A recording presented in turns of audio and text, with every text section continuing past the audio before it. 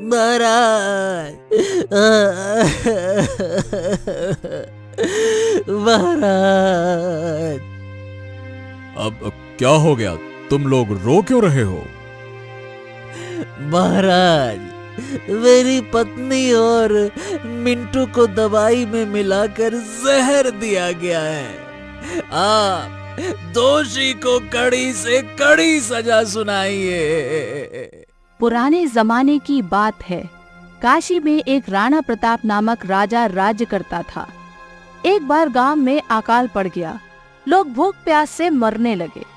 राजा अपनी प्रजा को ऐसे देखकर बहुत दुखी हुआ। उसने गांव के लोगों की बहुत सहायता की। उसकी एक पुत्री थी, परंतु वो पुत्री बहुत ही घमंडी थी। राजा जब भी गांव वालों की मदद करता था तो राजकुमारी को बहुत बुरा लगता था। तो इस बार लंबे समय से वर्षा नहीं हुई है, जिस कारण अकाल पड़ गया है। बीमारी और भूखमरी ने काशी में अपना डेरा जमा लिया है। पर आप लोगों को चिंता करने की जरूरत नहीं है। आपका राजा आपके साथ है। भोजन करेगा तो आपके साथ करेगा। भूखा रहना पड़ा तो भूखा भी रहेगा। महाराज की जय हो, महाराज की जय हो, महाराज की जय हो, महाराज की जय हो। ऐसे ही दिन बीतने लगे, पर अचानक महल में सब लोगों ने आना बंद कर दिया, जिससे राजा को शक हुआ। उन्होंने राजकुमारी वृंदा को बुलाया। अब राजकुमारी, कई दिन से महल में एक भी आदमी नहीं आया। गांव के लोग ठीक तो है ना? हमें कुछ सही लग नहीं रहा है। पिताजी, ऐसा कुछ नहीं है। जो भी गांव का आदमी महल आता है, आप उसको इतना राशन दे देते हैं जिससे उसका कई दिन का खाना आराम से बन जाए। बस इसलिए लोग नहीं आ रहे। राजकुमारी वृंदा, एक काम करो, तुम आज वेश बदलकर महल से बाहर जाना और जो मजबूर लोग हैं उनके दुख सुनकर उनकी सहायता करना। पर पिताजी, इतने दान तो आप करते हो, फिर क्या आवश्यकता है घर घर जाने की? जिसकी जो समस्या होगी वह स्वयं महल लेके आ जाएगा। राजकुमारी वृंदा, कुछ लोग हैं गांव में जो लाज शर्म के कारण अपना दुख किसी के साथ नहीं बांटते। ऐसे लोगों की भी सहायता करना, ये भी तो हमारा कर्तव्य ही है ना। राजकुमारी वृंदा अपनी पालकी में बैठकर गांव में निकल जाती हैं।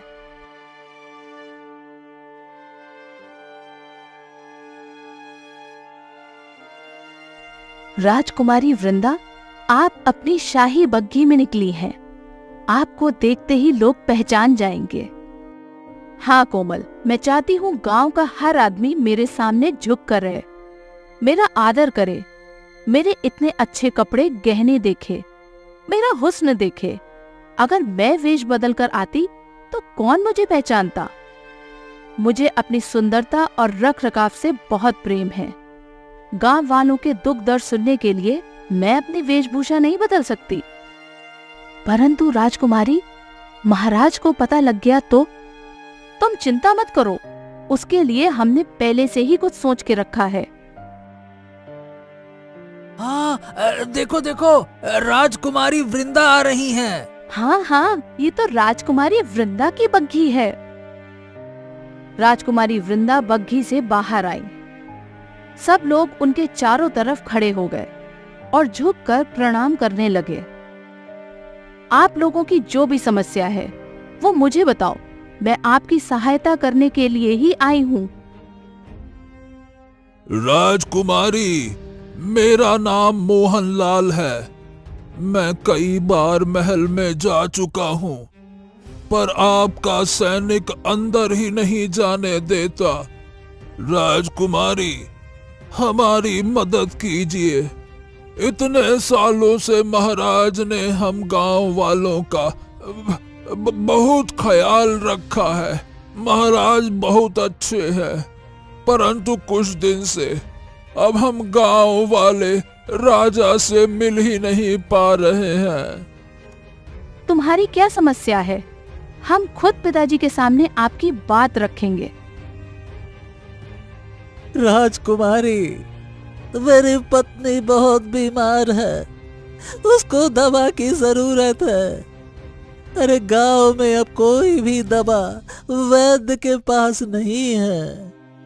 अगर सही समय पे दवा ना दी गई तो बीमारी और बढ़ सकती है।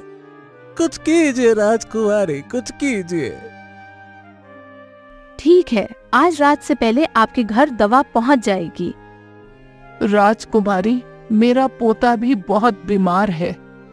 उसके माँ और पिताजी दोनों का देहांत हो गया। उसके सिवा मेरा दुनिया में कोई नहीं है। अगर उसको कुछ हो गया तो मैं जीते जी मर जाऊंगी। चिंता करने की बात नहीं है, आप लोगों के घर आज ही दवा और खाना पहुंच जाएगा। अभी आप अपने अपने घर जाओ।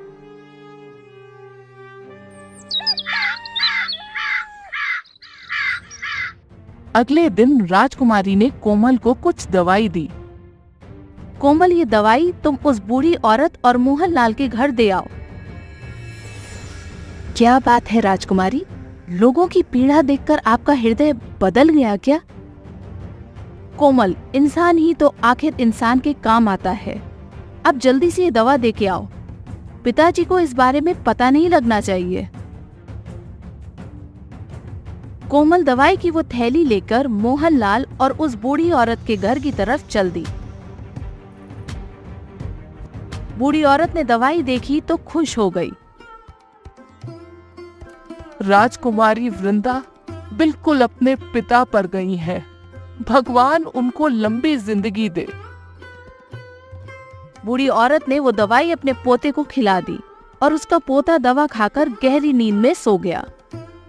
अगली सुबह हुई पर उसका पोता सोकर उठा ही नहीं।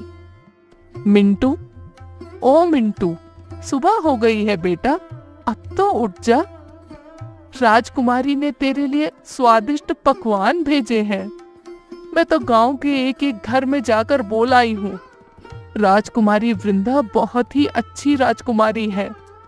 पूरे गांव वालों के मुंह पे बस राजकुमारी का ही नाम है। बूढ़ी औरत के बार बार जगाने के बाद भी जब मिंटू नहीं जगा तो बूढ़ी औरत मिंटू को गौर से देखने लगी।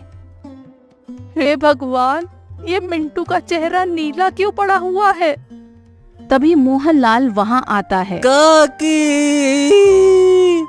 अरे काकी, गजब हो गया। कल जो राजकुमारी ने दवा भेजी थी उसको खाकर मेरी पत्नी मर गई।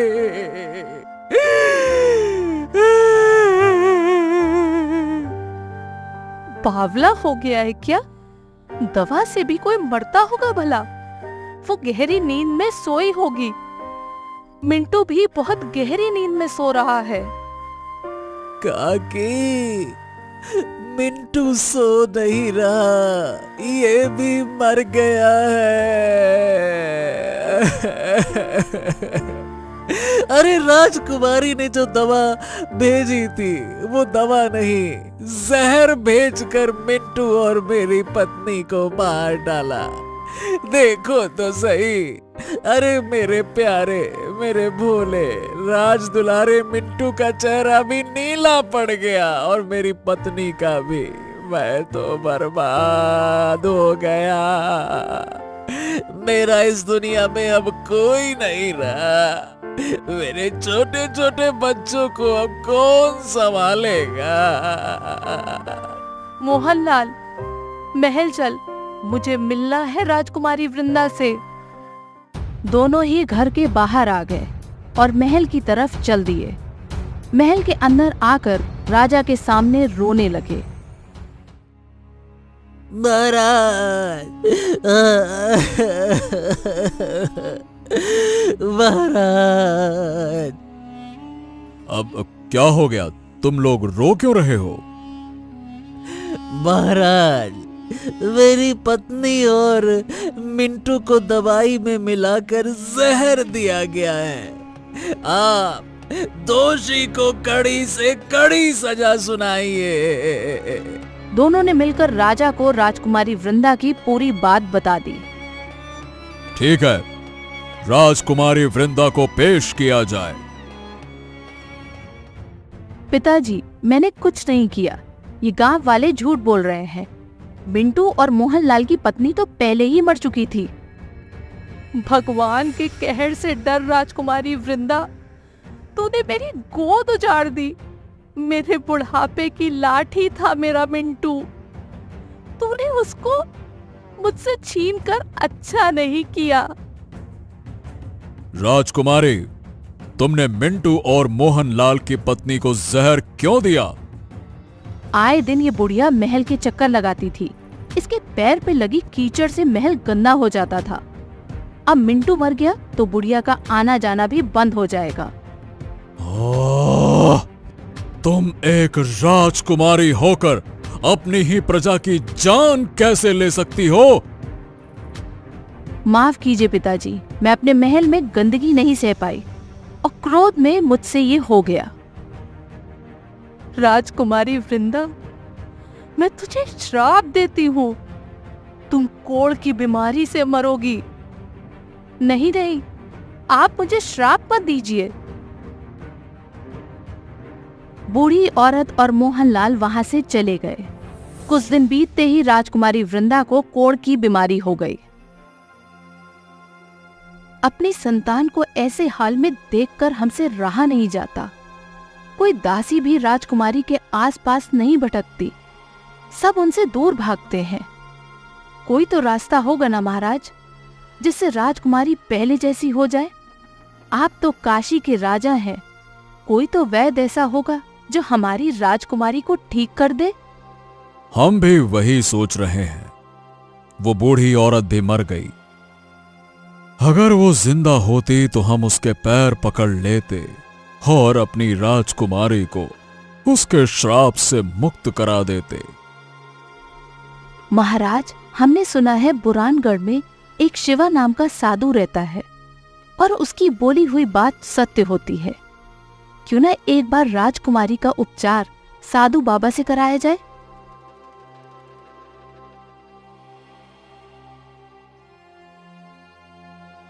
ये तो एक श्राप है, मैं इसमें कुछ नहीं कर सकता। ऐसे ना बोलिए साधु बाबा, कोई तो उपाय होगा ना। साधु बाबा गहरे ध्यान में चले गए और मंत्र पढ़ने लगे। कुछ देर बाद उन्होंने आंखें खोली और राजकुमारी वृंदा को डर कर देखने लगे। क्या हुआ बाबा? उपाय तो मिल गया, परंतु राजकुमारी वो कर नहीं पाएंगी। साधु बाबा, आप उपाय बताओ। राजकुमारी वृंदा सब कर लेगी। यदि राजकुमारी वृंदा सावन के महीने में स्वयं प्रातःकाल गांव के सारे लोगों के पैर को धोएं और उनके चरणों की धूल को अपने माथे पे लगाएं, तो उनको इस बीमारी से निजात मिल सकती है। साधु बाबा, हमारी बेटी एक राजकुमारी है। वो लोगों के पैरों को कैसे धो सकती है? ठीक है, तो वापस काशी लौट जाओ। जाओ। पिताजी, मेरे पैर और हाथ गलने लगे हैं। कोई मेरे आसपास नहीं भटकता। ऐसे में गांव के लोग के पैर मैं कैसे धो सकती हूँ? आप तो राजा हो ना। आपने अपनी प्रजा के लिए इतना सब किया। आप उनको एक बार बोलेंगे ना तो वो लोग फिर मुझसे घिन नहीं करेंगे। ये कोढ़ मेरे चेहरे को छुए उससे पहले मुझे अपना इलाज करना ही होगा।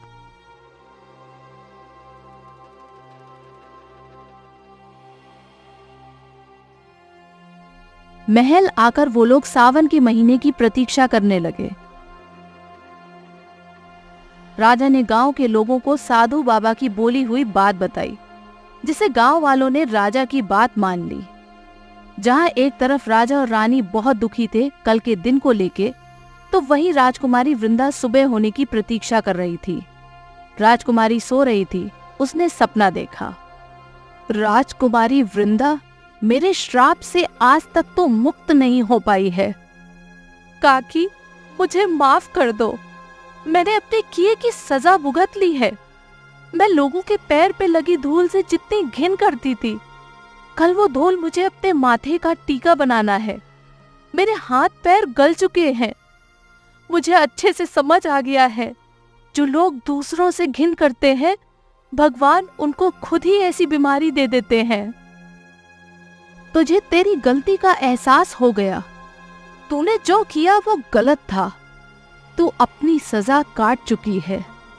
अब समय आ गया है। मैं अपना दिया हुआ श्राप वापस लेती हूँ।